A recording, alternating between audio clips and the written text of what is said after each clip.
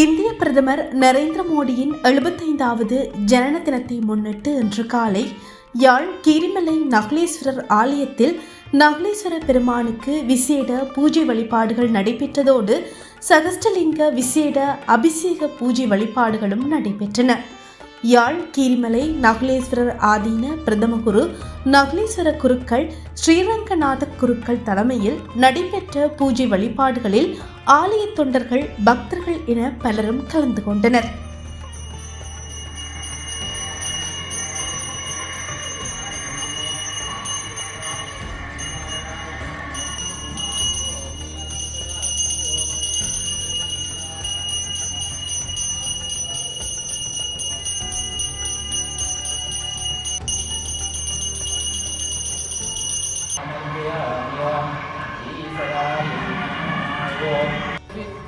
Birthday. We are doing special puja for them. He must long live, do the seva for the whole universe, whole world. That's why we do the special puja for him. He must long live and any sickness or anything, and he must save the whole universe.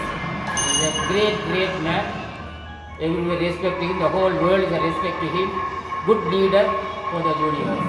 So we pray for him. He must long live. For him. Everybody must pray for him. இந்திய பிரதமர் நரேந்திர மோடி 2015ஆம் ஆண்டு இலங்கை விஜயத்தின் போது யாழ் கீரிமலை நகுலேஸ்வரர் சன்னிதானத்திற்கு வருகை தந்திருந்தமை இங்கு குறிப்பிடத்தக்கது.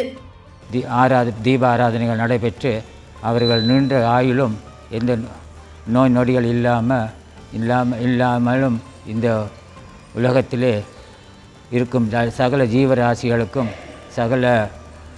ஜீவராசிகளுக்கும் எல்லா உதவிகளும் செய்து அவர்கள் இந்த உலகத்திலே நீண்ட நாட்கள் வையகத்திலே வாழ்வாங்கு வாழ வேண்டும் என்று சொல்லி எல்லாம் வல்ல நகுலாம்பிகா சமேத நகுலேஸ்வரர் பெருமானை பிரார்த்து அவர்கள் இந்த ஆலயத்திற்கு 2015ஆம் ஆண்டு விஜயம் செய்த போது சகஸ்ரலிங்கத்துக்கு விசேஷமாக அபிஷேகம் நடைபெற்று